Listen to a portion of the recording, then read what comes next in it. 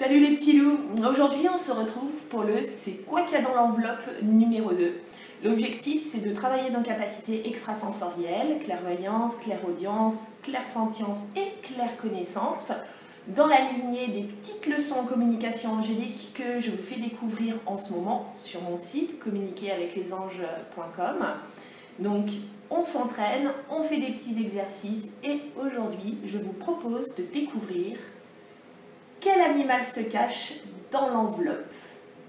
Vous avez tout simplement à regarder cette enveloppe, à poser une intention, c'est-à-dire savoir quel animal se cache dans cette enveloppe et de demander l'information à vos anges et à vos guides. Ensuite, laissez venir l'information. Ne vous mettez pas de stress, je vous demanderai simplement de mettre pause sur la vidéo et de reprendre la lecture de la vidéo une fois que vous aurez eu l'information. Donc ça peut prendre quelques minutes, mais ça peut prendre aussi quelques heures, ça va peut-être vous prendre la journée. Si vous pouvez faire une petite méditation, une petite relaxation, les informations vont peut-être arriver plus rapidement.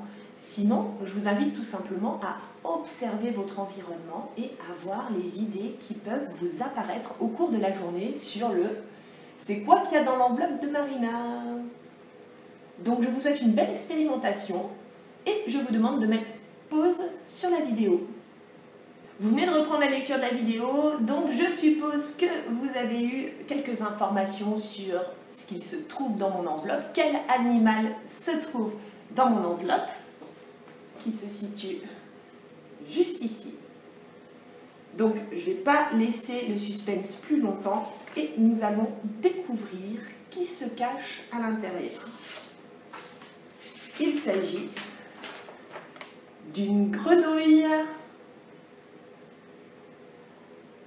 Alors, peut-être avez-vous reçu l'information qu'il s'agissait d'une grenouille. Peut-être avez-vous vu la couleur verte. C'est une petite grenouille verte. Peut-être avez-vous eu une forme. Peut-être avez-vous senti que l'élément eau faisait partie du décor.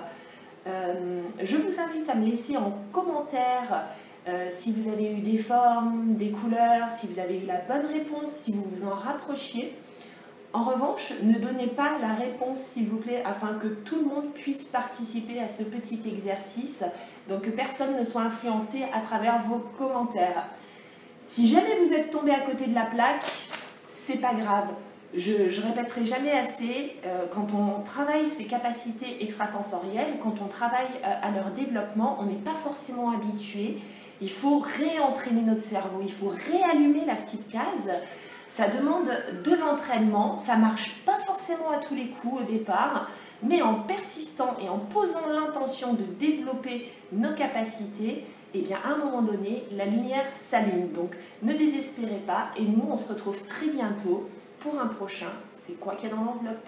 Bisous les amis, ciao ciao.